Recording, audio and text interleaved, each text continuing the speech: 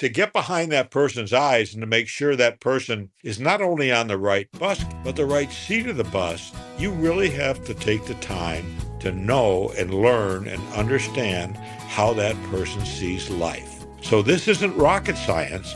There is a method to the madness, so to speak, here. Welcome to Building Relationships with Dr. Gary Chapman, author of the New York Times bestseller, The 5 Love Languages. Today, internationally known psychologist, radio and TV personality, educator, and author, Dr. Kevin Leman joins us. If you're in any kind of leadership position and you want to improve your skills, today's program is for you. Dr. Leman has written more than 70 books that have helped people of all ages. You may know him from his work on birth order. And on this summer Best Of broadcast, we're going to talk about Be a Great Leader by Friday. 5 winning plays to spark your world-changing potential. It's our featured resource at buildingrelationships.us. Gary, you've known a lot of leaders through the years. What do you see as one of the top characteristics of a good one? You know, Chris, I think I would say be authentic. Tell the truth. Don't tell one person one thing and that's another person another thing. And I would also say not only that, but be open to input from the people on your team, whatever your leadership role. Don't be limited to your own wisdom. Ask for ideas on how we can make things better and be open to considering those ideas. Those are a couple of thoughts that come to my mind. But I am really excited about our program today because Dr. Kevin Leman, I've known him for a long, long time. And I think this is going to help a lot of folks. And listen, everybody's a leader in some area, okay? Exactly, yes. You know, if you're only leading your dog, you're still a leader. So I hope our listeners will stay tuned to us, and we're going to learn some good things. Well, Dr. Kevin Leman is the New York Times bestselling author of more than 70 books, including the Birth Order book, Have a New Kid by Friday, Making Children Mind Without Losing Yours, and many others. He's made thousands of house calls through radio and TV programs, a practicing psychologist for 40-plus years. Dr. Leman has helped millions understand the dynamics of healthy relationships. He and his wife, Sandy, live in Arizona. They have 5 children, 4 grandchildren. His book, Be a Great Leader by Friday, is our featured resource. Just go to buildingrelationships.us. Well, Dr. Leman, welcome to Building Relationships. Well, you know what? We go back a long time. I was just thinking, I think your son was 14 years old when I had dinner in your home years ago. So just how many years ago was that? Well, he's 54 now. Yeah. That's 40 years. We do go way back. but you know, I'm so glad when they asked you about, you know, marks of a leader, you started with authenticity. And maybe I'll tag along on that, because leave it to a bunch of experimental psychologists. Check this one out. They found a shepherd with a large flock of sheep, and they thought they would try an experiment. They took the shepherd out of a flock. They found someone of his approximate stature. The imposter actually wore the same clothing that the shepherd had on. They digitized his call, and today with electronics, you can nail a sound perfectly, and they bellowed it across the meadow.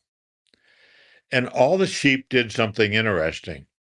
They turned around and they looked, but they didn't follow the imposter shepherd. Isn't that interesting? We think that sheep are stupid. I'm here to tell you, I think sheep are pretty smart. But if you're going to be a leader, and by the way, if you have to tell people that you're a leader, you're not. The point is that for a leader to be effective, there has to be that authenticity. And without that, you're going to fail. So this book that I've done, Be a Great Leader by Friday, and I admit I got hung up on Friday on several of my books, but it's really the sequel to The Way of the Shepherd, which has been a mega bestseller. It's still in hardback for 20 years. Anybody who knows the book industry knows that after 1 year in hardback, it gets dropped into paper. So the way the shepherd is sort of the big picture of leadership. This is sort of for the person who is struggling, from the wannabe a leader to the CEO to the CFO. It could probably be titled How to Succeed in Life, because I think the basic truths that are in this leadership book help you in every aspect of your life, whether it's your marriage or your parenthood or in your work as a manager or a business person. Yeah. Well, yeah, you've written a lot. Of course, birth order, all of us are familiar with that, but also relationships, marriage, parenting, all those things. But I don't know that you've written a book on leadership before. So what motivated you to write a book on leadership? Well, Gary, it was a God thing. As you recall, we used to have these big Christian booksellers conventions, and I had met a pastor friend, and we were just sort of talking. He wanted to do a book someday, and we just started talking about what kind of a book it would be. He was a business guy himself, and we sort of brainstormed, and we came this up with this idea of a leadership book called The Way of the Shepherd. And we did it together. And when you do a book with two people, it's not always easy to synchronize, but we pulled it off. And to date, I just looked at the book. I just got a royalty statement last week from the publisher, and I believe this figure is accurate. It's at 237,000 copies sold in hardback. Mm. And as you know, in hardback, you've sold millions, as have I in some books. Uh, but you just don't get those kind of numbers without it scratching where people itch. Yeah. In fact, I just got a call from a big church in California where they just ordered 4,000 copies of that Way the Shepherd book. So for their congregation as a gift to their members. But Mm. I'm getting away from my point. So yeah, that's the big picture book. And it was a God thing, I say, because we went to the convention, and you and I know a lot of different publishers, and I ran into a guy over at Zondervan, and the backdrop was that his family, guess what? They raise sheep. Hmm. So I was just sort of shopping this idea around to publishers, but on first strike, when I met this gentleman from Zondervan Publishers, he fell in love with the idea. We rolled with it. About 9 months later, we had a book in hand, and it became an immediately a bestseller. The irony is, and this is just for you, Gary, not so much for our listeners, but in fact, I wrote a note to Zondervan once that said, I think it'd be a really good idea to maybe tell people that this book is out there.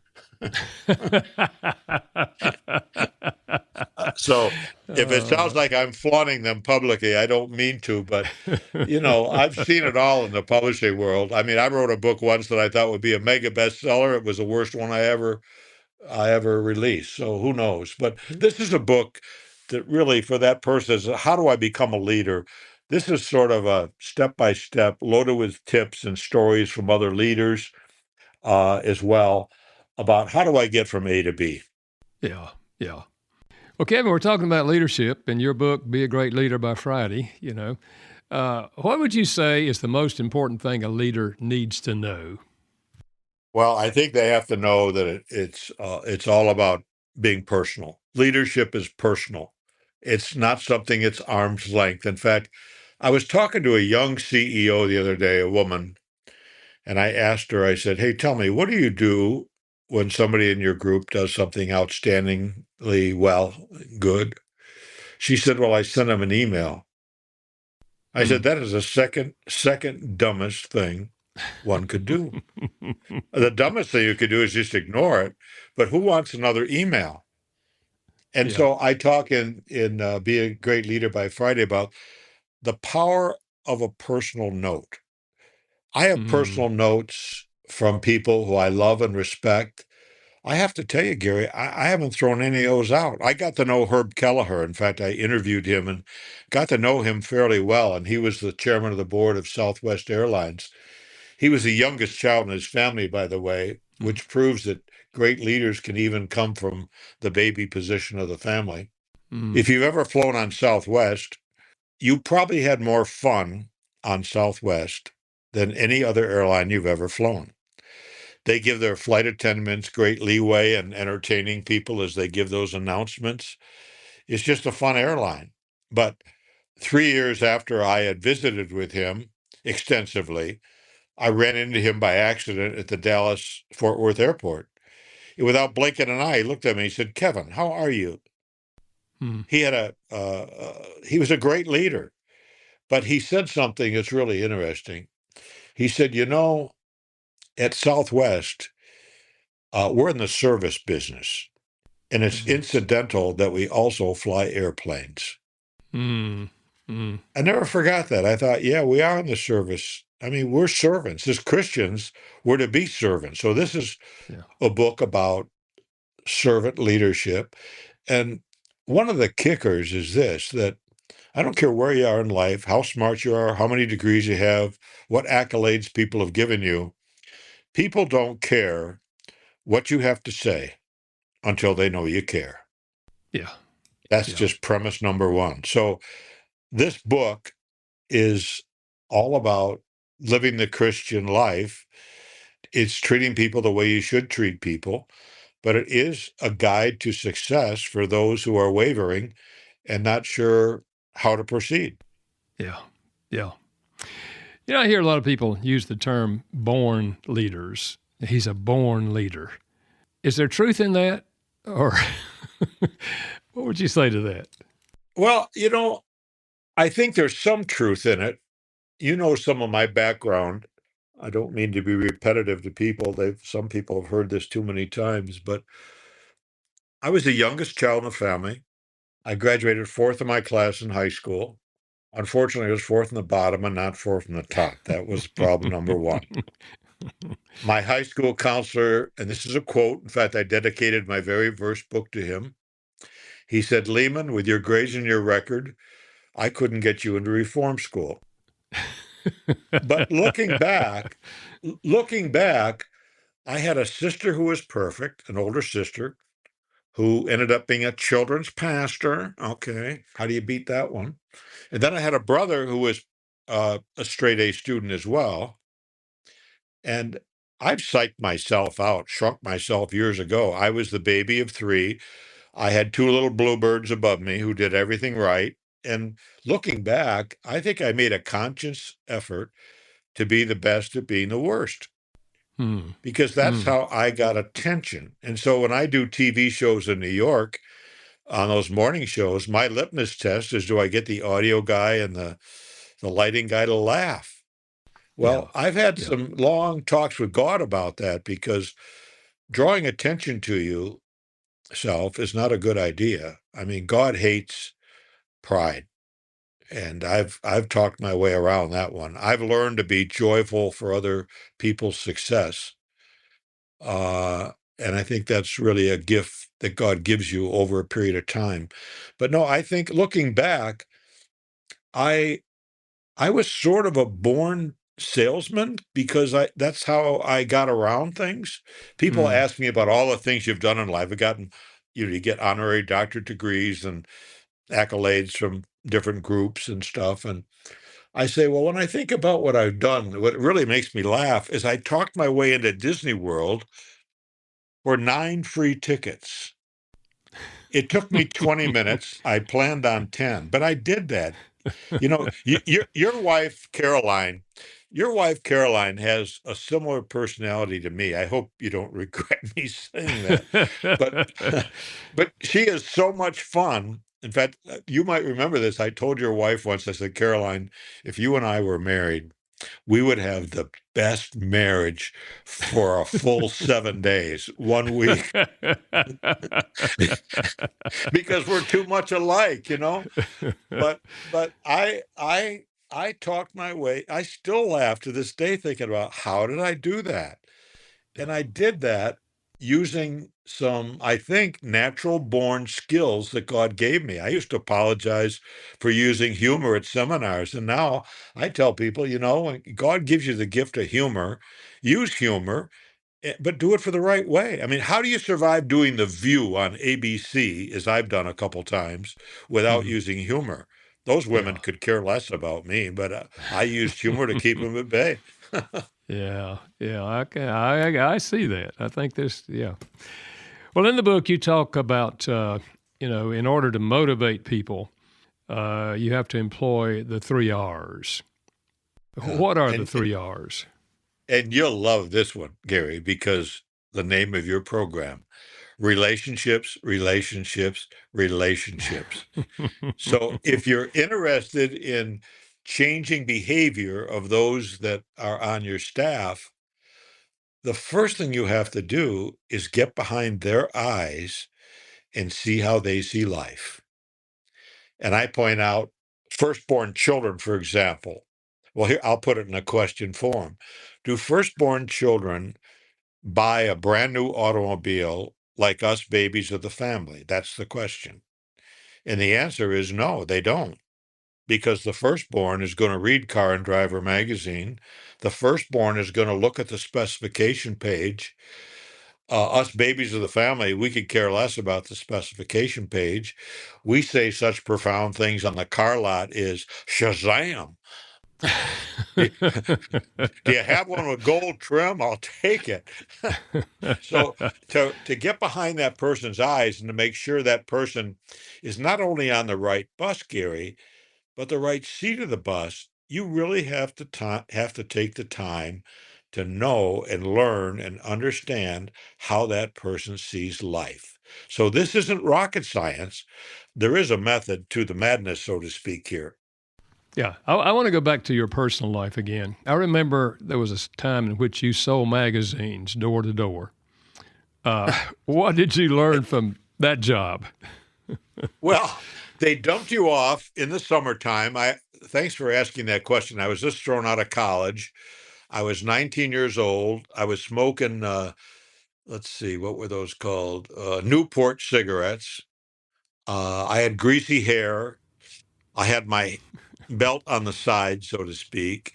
I was a little greaseball. I mean, I was going nowhere, and this was before I knew Christ as my Savior and Lord.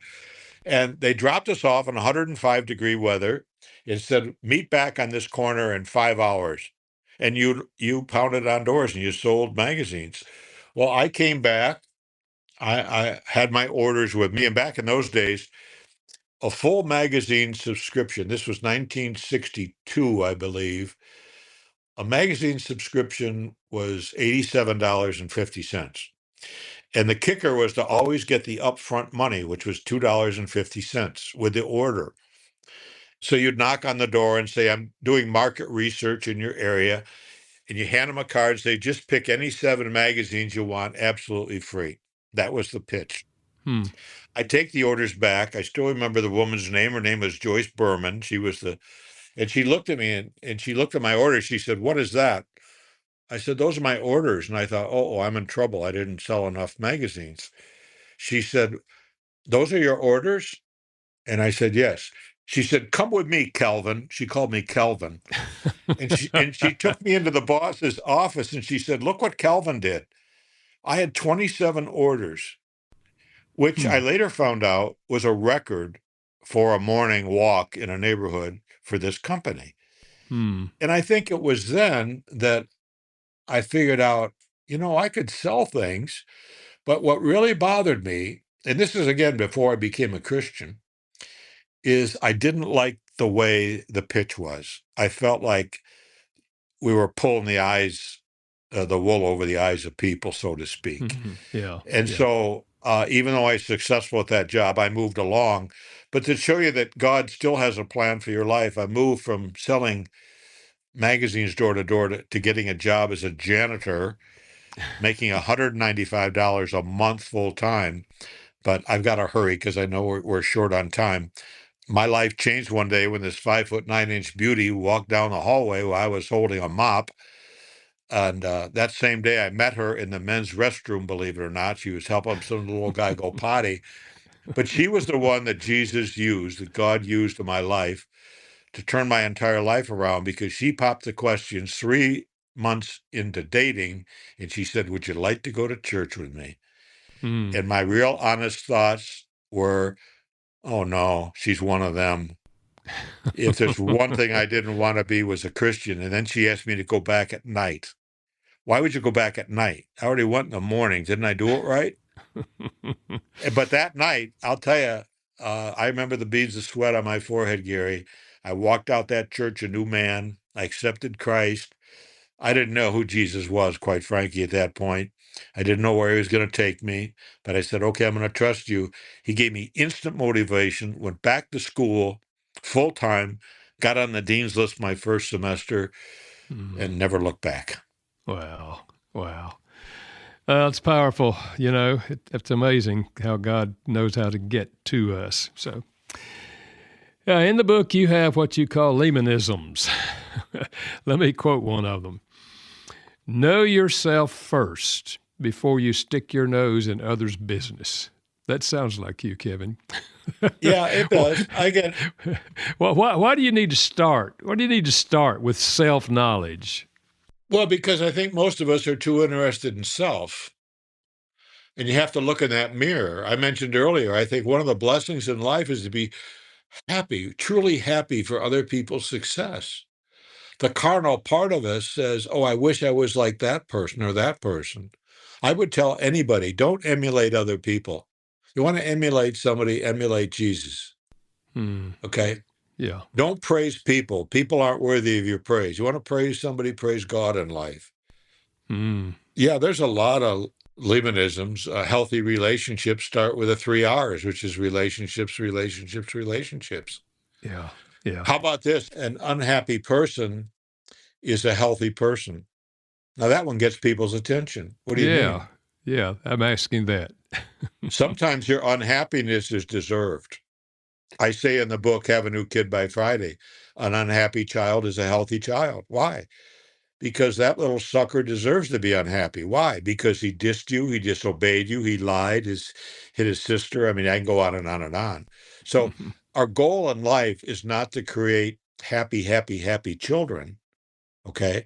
Our goal as leaders isn't to create happy, happy, happy workers.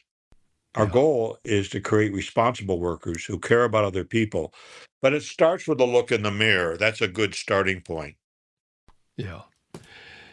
Well, you talk about birth order in this book as well, which I would expect coming from you. But how does that knowledge of birth order help a leader understand coworkers as well as their family members? Well, I'm a youngest child in the family. I've had 17 book editors in my life, and editors come from the publishing company, as you know. And 16 of them, Gary, have been firstborn or only born children. The other one was a flat out liar. And, here's the kicker, and this goes back to one of the Lemanisms. The strengths you have as a leader many times become your weakness. You can spot a flaw at 50 paces. We talk at our Leman schools about vitamin E, which comes right out of St. Paul's mouth. Encourage one another. We want to give a lot of vitamin E encouragement to those around us. But I pointed out that all my editors have been firstborn or only born children. My personal assistant, Debbie Backus, is a firstborn. She's been with me for 35 years, played piano in her church, a great lady. But as a baby of the family, I am not a detailed person. I have to admit that I fly by the seat of my pants a lot in life. I pray for guidance, but I do a lot of flying, and sometimes I get in trouble. But if you know your weaknesses, and my weakness is detail and organization. I mean, I'm the founder of 8 charter schools. How do you function as the chairman of the board, for example, without being detailed? Well, you have some help. I have a personal assistant that does a lot of organization for me. And so building a team, when you think about your team, whether you're a small business owner or whatever, you don't want a bunch of people who all think the same or all have the same birth order. I just got hired to speak to the Western Orthopedic Surgeons Association meeting out in Hawaii this summer. And I've spoke to them before, and I can tell you what my opening line is right now to the orthopedic surgeons. Why would you hire me to speak to you guys? Because I can't tell you guys anything. No one can. And they laugh at themselves. They know who they are. But you want your anesthesiologist, you want your orthopedic surgeon to be a perfectionist. But I point out in this book that perfectionism is slow suicide. The perfect one is Jesus. So stop chasing the perfect thing and pursue excellence in your life. You said something really profound at the beginning of this interview. You said the leader solicits the advice of other people. Yeah. And if you're going to be a good leader today, there's a must.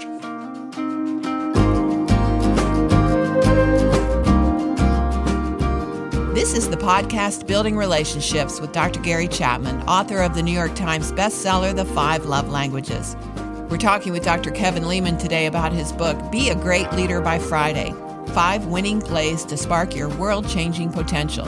Go to buildingrelationships.us to find out more. Plus, find more ways to strengthen your relationships right there. Go to buildingrelationships.us. Well, Kevin, the name of the book is Be a Great Leader by Friday. Do you believe that's really possible? Well, it could be Wednesday if you're decisive enough. I think, one of the things about being a leader is you have to be visible. I don't want to get political, but the last election was a very interesting one. And the leader of the ticket didn't do a very good job of being what? Visible. You have to be visible to be a good leader. You have to have confidence to be a good leader. And people follow leaders who are decisive and are specific and obviously have thought out plans and strategies that work. So I think any leader would tell you, I speak to the Young Presidents Organization. I've been their resource for many years in many situations. I've been to one of their universities down in Mexico City where you're met with a police escort, Gary, at the airport, and they take you to the hotel, probably because they don't want you shot. I don't know why they do that. But, at YPO, these guys, they call them young because to be in YPO, Young Presidents Organization, you have to be under 50 years of age to be in it. Once you become a 49er, you sort of graduate into another group. But all these guys, for the most part, are multimillionaires. They're movers and shakers. They warned me when I first spoke to YPO. They said, listen, these guys are so driven to get every bit of information from every speaker. Don't be offended if people leave your session when you're speaking. Well, me as the baby of the family, I took that as a challenge. And I said to myself, I'm going to just see if anybody leaves my session. And you get like 200-300 people probably in each session, maybe more. And I can tell you, no one left. No one left. And the most common feedback I got from people was, I loved your down-to-earth, honest, real-life examples. I loved the way you talked. I could listen to you forever. Well, I think, again, as a leader, you have to adjust to people's levels, depending upon who you're talking to. And you have to identify with them. And that's why you hang out with them. In the old days, the shepherd was literally the gate. The sheep might be in a pen, but he actually laid down so that he knew if a sheep was, trying to get out at night. He was the protector. And the good shepherd, we see that in the Bible, he went way out of his way to help that one. I mean, that real shepherd, again, back to the word authentic, he's got to be real. He's got to love his people. But the good shepherd, he also had this thing called a rod with him. And the rod, by the way, wasn't used to beat the sheep over the head. Okay, I would take issue with anybody on that. But there's times when Gary Chapman, the shepherd, would say, okay, sheep, come on, let's move along. And Gary, you might have one little sheep who looks at you defiantly, sort of like a 4-year-old would to a mom or dad, and, sort of dig their hoofs in and say, "No, I'm not moving." Well, the good shepherd, Gary Chapman, would go over with his rod, and what would he do? He'd give him a little poke in the tail, move him along. He would use the rod to guide the sheep. And so when we think about leadership, we're not talking about biting people's heads off, humiliating them, calling them out in front of other people. We're going to use our heads. And so the rod of correction, that's the time when you take that employee behind the closed doors, you speak the truth in love, and you essentially say, I want you to know I believe in you. I think you can do this, but I think we need to do some things different here. If you need some help, I need to know what specifically you need help with, and we'll get some people to help you, because I want to see you succeed in this job at this organization.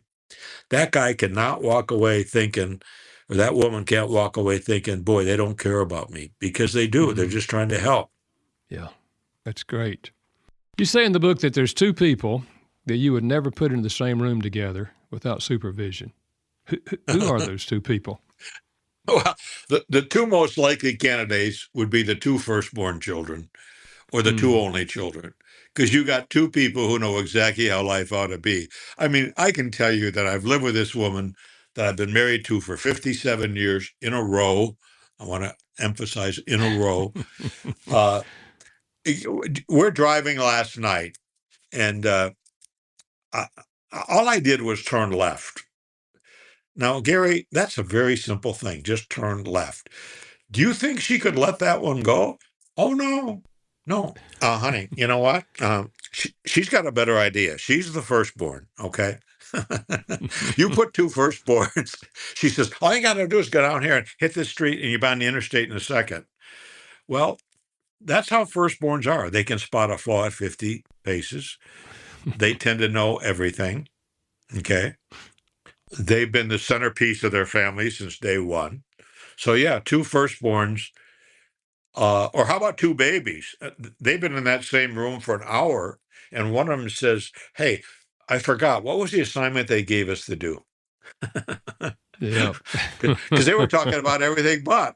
So yeah, it gets back to, hey, if you're a leader, make sure your team has a good representation. And I'm not here to tell you that birth order is the next best thing to slice bread, but I'm telling you that, isn't it amazing that if you look at any family, the 3 or 4 little cubs that come out of that family, guess what? They're all different. And that speaks to the genius of God, who made all of us different. I always point out to people who are interested in birth order, identical twins. When I found this out, Gary, I cried and laughed at the same time.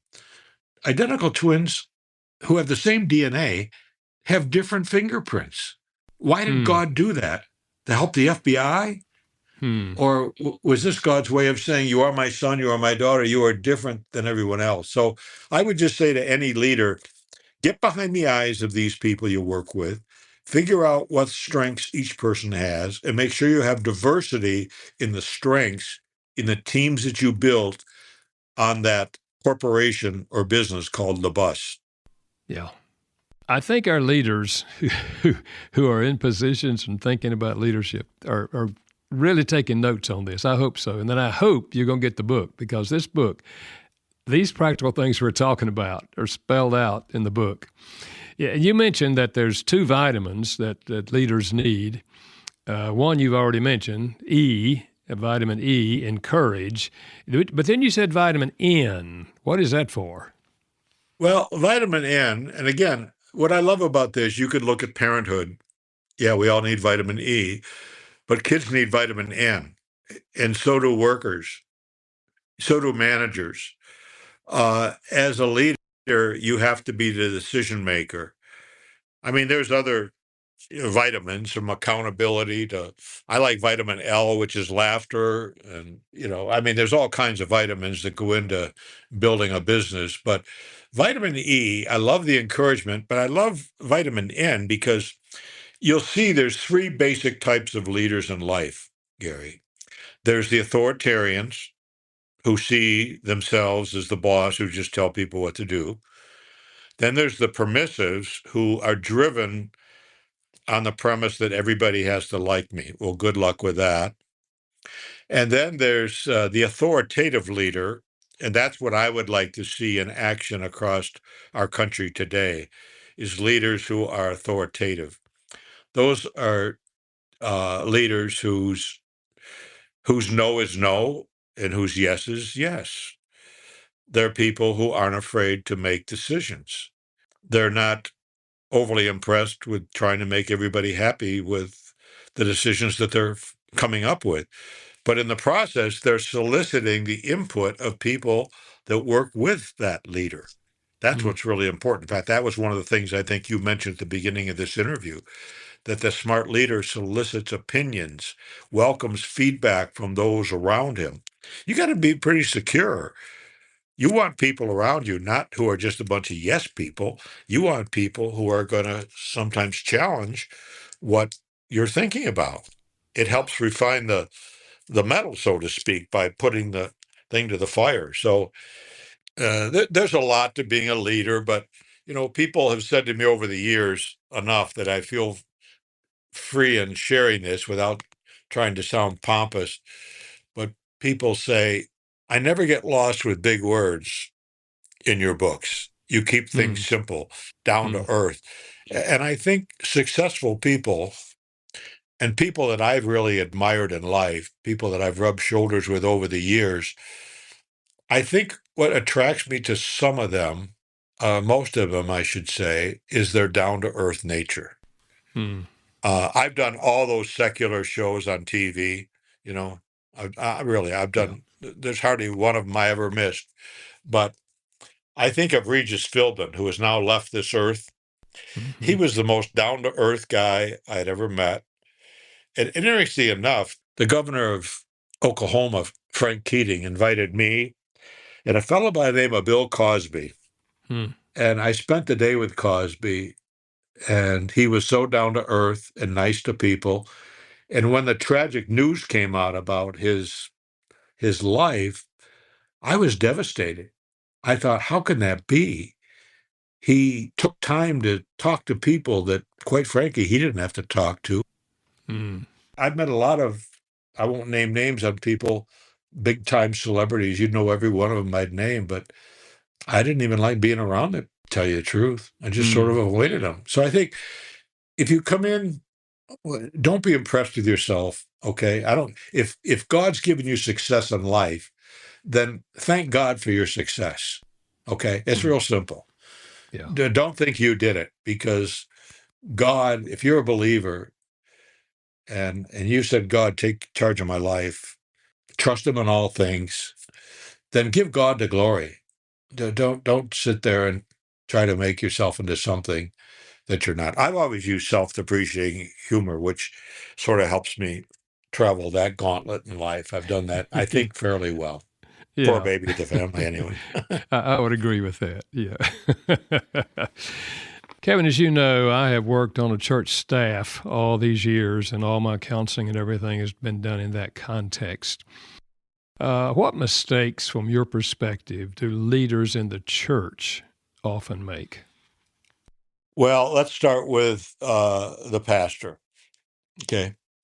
I'm so glad you asked that question, because just this week I had breakfast with my pastor. I go to a non-denominational church here in Tucson, and our pastor is a terrific speaker. And I reminded him in our conversation, because he had just taken off with his wife. They had some R&R for a week before the Christmas season. This goes back several months now, but I just applauded his efforts to get away once in a while with your wife and to prioritize. And I always get people's attention with this, but hey, pastors, don't put the church first. Okay. Put your wife first. Your kids need to be like Avis Rent-A-Car #2 and trying harder. And some people are saying, well, wait a minute, hold on, Leman. Where's God in all this? Well, God's in everything. That's a given. But in terms of people, oh, honey, I'd love to help you, but that there's a board meeting down there, and you know how Harry gets some nights. I better go down there, and make sure that things run smoothly. I think pastors run the risk of feeling like they're indispensable and they have to have hands in everything in the church, which they don't. I think pastors, many of them make the mistake of making their wife feel like she has to be thoroughly involved in the church. I'll get people's attention with this one. I don't think a pastor's wife has to be involved in anything in the church, anything, if she doesn't choose to, Yeah. other, other than to worship and be a good helpmate to her husband. I know that's blasphemy in some circles, but I've seen it. I've seen so many pastors fall. You can't, read a newspaper. That's how old I am. I still read newspapers, or go on your computer and get Yahoo News, and you can't go a month without finding where some Christian leader has failed. Hey, we're full of failure. Yeah. We're redeemed through the blood of Jesus, and I'm just saying, if you're real, then prioritize. Be the model to your people in life. And I'm not talking about being perfect. I think one of the great things I love about my pastor is he's vulnerable. He Mm-hmm. shares in the pulpit sometimes things he struggles with. That's a source of encouragement to me, not discouragement. Yeah. So I would say to everybody, this is February. We got Valentine's Day in this month. Some people call it the love month. When was the last time you took the time to write a note to your pastor or to your kid's Sunday school teacher and say, hey, I appreciate it. Or if you still have a choir in your church or a praise band or whatever, taking the time to thank people for the hours that they put into preparing for that Sunday morning worship. Yeah. I mean, stop thinking about yourself. Write that powerful note packed with vitamin E, which is encouragement. Just thanking people for the contribution that they give back to this body of believers called the church. Yeah. Stuff like Yeah. that.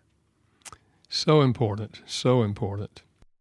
You mentioned the whole issue that none of us are perfect, that we all make mistakes, and leaders are people and they make mistakes. How important is it that we learn from our mistakes? Well, if you want to really be a lifelong leader, which I hope everybody wants to be as a leader, it starts with realizing that, well, I'll go to a scripture, King Solomon. I think the very last verse is in Proverbs 3, and he will direct your paths. I wrote a book on that called The Way of the Wise, by the way. I Lemanize. You'll love this one, Pastor Gary Chapman. I Lemanized the scripture, which I'll probably pay for it someday. but but I love that little scripture, and he gives 6 little verses there, and I took 10 major themes from those 6 verses. But I love the fact it says, and he will direct your paths. And I want to remind people in life, God doesn't give you just one path. Gary, when you started out ministry, did you think you were going to be a New York Times best-selling author? Never crossed my mind. Ne- Never crossed my mind either. I said that Gary, he's never going to do anything in life. No, no, no. I said that. I said that about myself. But so my wife Sandy always says we make plans and God laughs. So Mm, as you go through life, realize that you have different paths in life, and you learn as you go. And there's times you look back and you say, last week at that meeting. I sort of ran over Fred's feelings. You mm, know, yeah. to a leader, I would say, get on the honker, get on the phone, call Fred, and Fred, I've been thinking about you this week, and I've been thinking about what I said to you at that meeting, and I have to tell you that I'm really ashamed of myself. Would probably be the best word. I Mm, I think I mistakenly just ran over your feelings, and I'm just profusely sorry that I did that. Now, I'm just telling you that will solidify the relationship with that guy forever. mm, In yeah. fact, research says this: when you buy a product or attain a service and you rant and you rave and you write a nasty note or whatever, and that person comes back and apologizes to you for the poor service, puts it in writing, says, hey, comes back and you'll take 22 different actions in 1 week to tell people about this wonderful business that you were going to file a complaint with the Better Business Bureau about. Why? Because they apologized. They made things right. So as a leader, be the first to say, I'm sorry, I was wrong. Would you forgive me? Those are people that will attract tension. Those are people who will be leaders that people will want to follow. Yeah. In fact, let me give you a quick little out of raising kids. They always say, don't try this at home. I'm saying to every young parent listening, you got a kid between 3 and 4, try this at home. Say to a 3 or 4-year-old with your arms outstretched, come here. 9 out of 10 times, the kid will go south. If you want the kid to come toward you, extend your arms toward the kid, say the same words, come here, but walk backwards slowly. And that little guy will come to you. It's a word picture, but it works. And that's how you have to be with people. You don't carry a big stick. Yeah.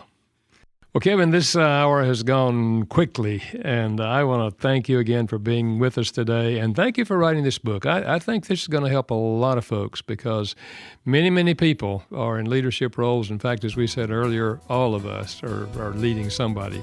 So thanks for being with us today, and may God continue to give you wisdom in all that you're doing and all that He still has planned for you in your life. Thank you, Gary. You know, I love you. You take care of yourself. I'm happy you got this program. It's very relevant, and it's all about relationships. And, man, we need help in that one. Yep, you're right. Dr. Kevin Leman has been our guest, and you can see our featured resource at buildingrelationships.us. Be a great leader by Friday. 5 winning plays to spark your world-changing potential. Just go to buildingrelationships.us. And next week, more summer best of conversations. We'll talk about how to love and like your spouse for a lifetime. Arlene Pellicane joins us in 1 week. Before we go, let me thank our production team, Steve Wick and Janice Backing. Building Relationships with Dr. Gary Chapman is a production of Moody Radio in association with Moody Publishers, a ministry of Moody Bible Institute. Thanks for listening.